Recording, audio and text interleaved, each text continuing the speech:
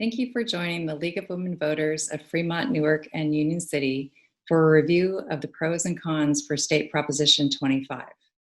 This is one segment of a series of presentations on each of the ballot measures for the November 3rd general election, brought to you by the Fremont, Newark, and Union City chapter. I'm Leona J., a member of the League, and I will present a brief overview of Prop 25 in this segment. There is a separate segment for your reference on how to evaluate a ballot measure, which I highly recommend you review as well. Note about the League: we are a nonpartisan organization that promotes political responsibility through informed and active participation of citizens in government. As noted, we do not support or oppose candidates or political parties. However, the League does study issues of public policy and takes positions to support or oppose some measures. So what is Prop 25? Well, as the calmatters.org website puts it, we are essentially being asked whether we want to ditch or keep cash bail.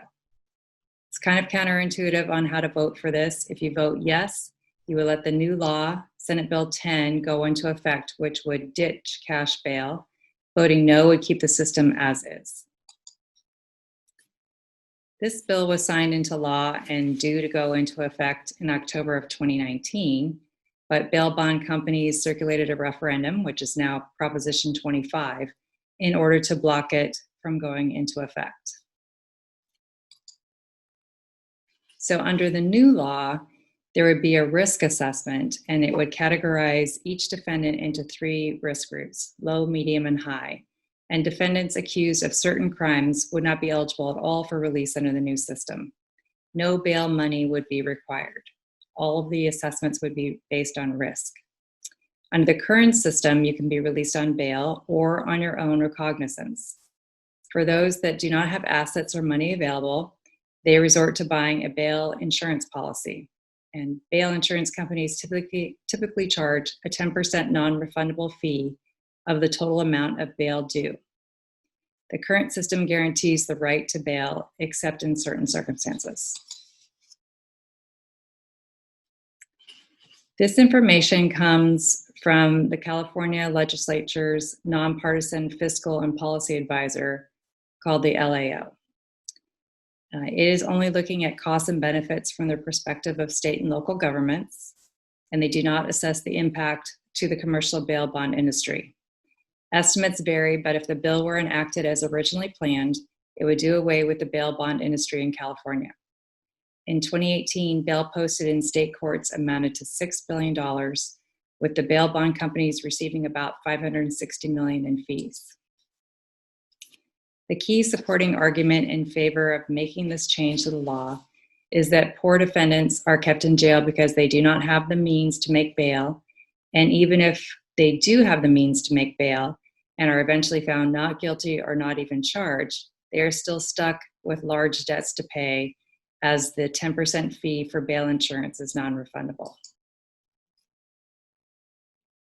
The key opposing argument for this new law is that people are concerned about the cost and objectivity of the algorithms that will be developed to create these risk assessments, which will be used by the courts for releasing a person from jail pre-trial.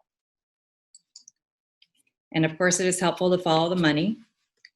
According to the California Fair Political Practices Commission, Yes on 25 is a coalition of justice reform and labor organizations. These are the contributors who have provided over $500,000 of support as of September 18th from the FPPC website. The top 2 are Stephen Ballmer, who was the CEO for Microsoft, along with his wife, Connie. Some other notable groups in support of 25 include California Medical Association, Californians for Safety and Justice, and the League of Women Voters of California. Funding the opposition of Prop 25 are bail bond companies, owners of bail bond companies, and the insurance companies that sell bond insurance products. These are the top contributors that have given over $500,000 as per the FPPC website as of 9/18. A notable group against Prop 25, although they have not provided any funding to the campaign, are California's 3 ACLU affiliates, they issued a joint statement that said, SB 10 is not the model for pretrial justice and racial equity that Californians should strive for. They called for new legislation to address racial bias in risk assessment tools. However, they decided not to align with the bail bond businesses to overturn SB 10.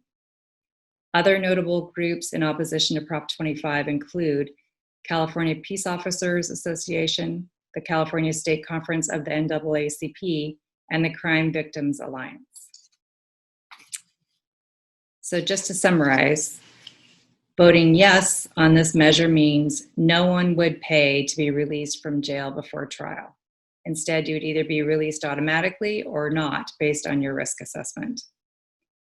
Voting no means some people would continue to pay bail to be released from jail, and other people would continue to be released without paying bail.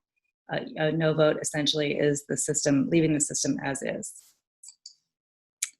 If you want some more information, here's a list of nonpartisan election websites, although calmatters.org is a media site with a bias rating of center. Thank you for voting and watching this pros and cons presentation from the League of Women Voters of Fremont, Newark, and Union City.